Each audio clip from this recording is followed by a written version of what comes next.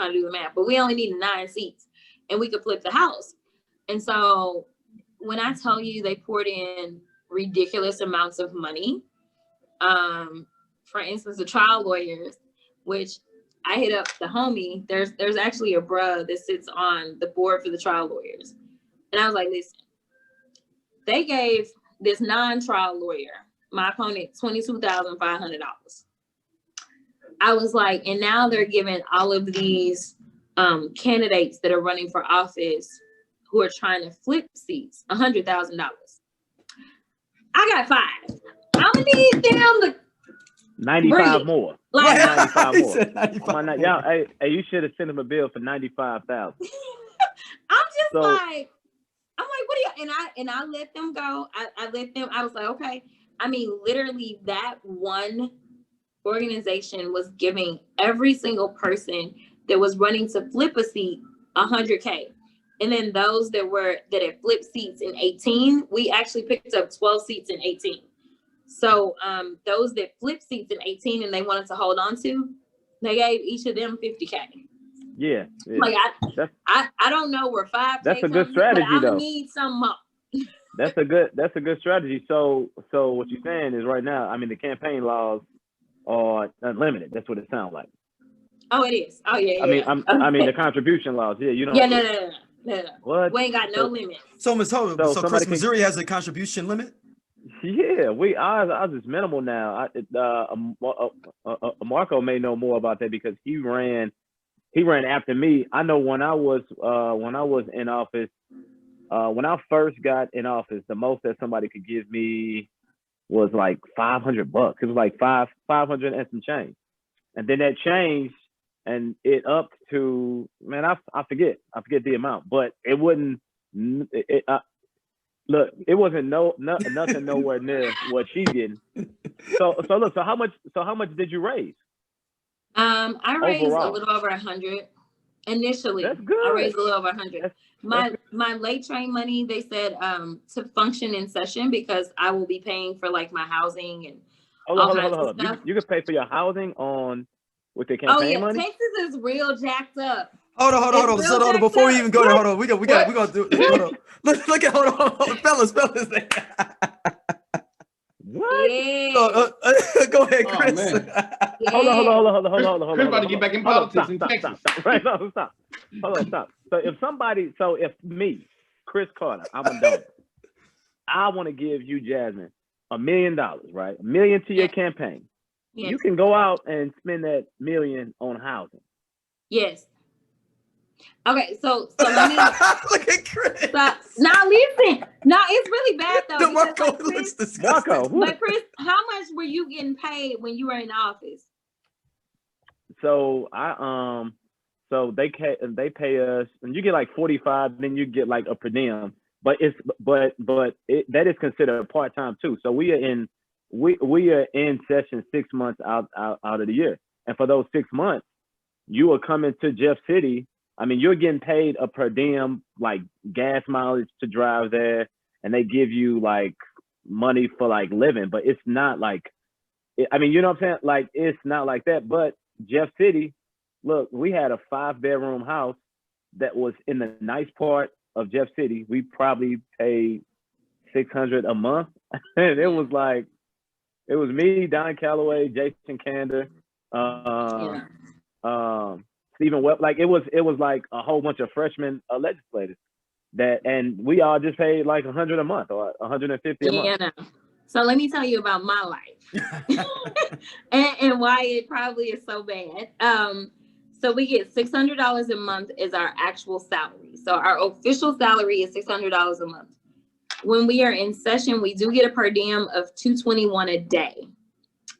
So, you know, you can use that for your hotel or whatever, right? But because we don't really get paid, most people take the per diem and they use that for like their real life, right? Like, cause we still got cribs back in the district, right? Yeah. And you're not working really. I mean, I'm about to be hustling, but like, you're not working like you would really be working. You're not really maximizing your income no matter what, right? So most people are like, yo, you got to raise money. So listen, I finished my race.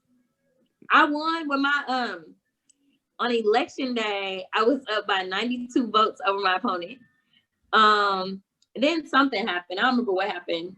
And then I fell down to like 89 above her. And then they finished with like everything, like all of the overseas and stuff. And the final was that I was up 90 votes over her, right? So I'm like, okay, I finished this race. We got $2,000 left. We did a good thing, right? And I got these calls from these representatives and they were like, so you gotta go back to raising money. I was like, I don't understand. I won my race.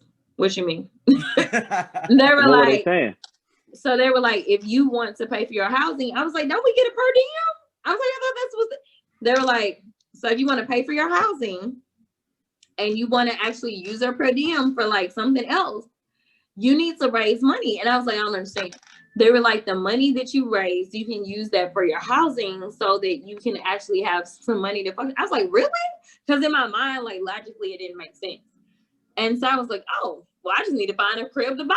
Like that makes no sense because then it'll appreciate and whatever. They're like, no. So you can't buy nothing. I'm like, I don't. Like the rules. You can't flip it. You can't flip it. You didn't right. It's so you didn't say that. Chris think he's gonna flip something. Chris think he's gonna flip. I'm about to go and buy everything. You know, Chris got a new whip. He got a new crib. No, so it's real. So the deal is, I'm like, so I gotta blow the money. Is what you're telling me. I gotta make sure somebody. So it's Brewster's. It's like Brewster's Millions. The movie's Brewster's Millions, where you gotta use it up before the end of your term, basically. I got it. Yeah. Well, I can hold on to it. I can do whatever I want to, but I can only use it in certain ways. So I'm gonna get some more information in freshman orientation. But like renting my apartment, it's all been on donor money. So after I won and beat her, there were some like PACs and things like that. They gave me some money. And so I was able to get money. But when I tell you Austin is stupid expensive, I was like, this just feels wrong to waste this much money, right? So literally the apartment I was looking at before I finally got this one, because it finally became available because my building is at 96% occupancy. The apartment was $4,000 a month. Damn, unfurnished. That's crazy. That's crazy. Unfurnished. I was like, do you understand how So bad a crib I can have for that kind of money? Like it was. But look, hold on. But look. So if you can pay for your housing, I know you can pay for your car, right? Your transportation and everything. Okay, so they do have a deal. You technically can. Now I think that's pushing things. I mean, the reality that That's look at Chris. No, because it's not like it's my crib at Marco's home. moving too. In order for me to have, my position, I gotta maintain residency at home. I can't be like, well, I'm gonna just go on and let this one go, and then I get it. Like, no, you gotta maintain your residency, and then, but you gotta be here to work, right? So it's almost like paying for it. Like you could, because literally, I talked to the executive director for the Black Caucus, and he was like, that's a lot of money. He was like, they got the La Quinta, and they give free breakfast. I'm like, I'm not going to the La Quinta. I'm only getting $600 a month out of it. Hey, like, you got an extended stay. Hey, switch up on them quick. Nah, bro. You can't eat there. Yeah, I was like, I'm gonna just have to get on this phone and try to get some more dollars because I can't do this. Like I'm already not getting paid, and then you telling me I should holler at the La Quinta. I was like, I can't do it. He's like, it's right by the Capitol. I was like, I hear you, but I can't do it. So, so actually, I have so we can't raise money in the 30-day window before session starts, and we can't raise money in the 30-day window after session ends. Why not? That makes no sense at all. Why? Listen, it's a lot that doesn't make sense. I personally feel like a plot to stop a corruption. That's crazy. People gonna take money. But It don't matter. So I'm with you, right? But like when you're selling it to the average voter, sounds like a good thing, don't it? It's all about like making voters think that, oh, well, there's no way whatever.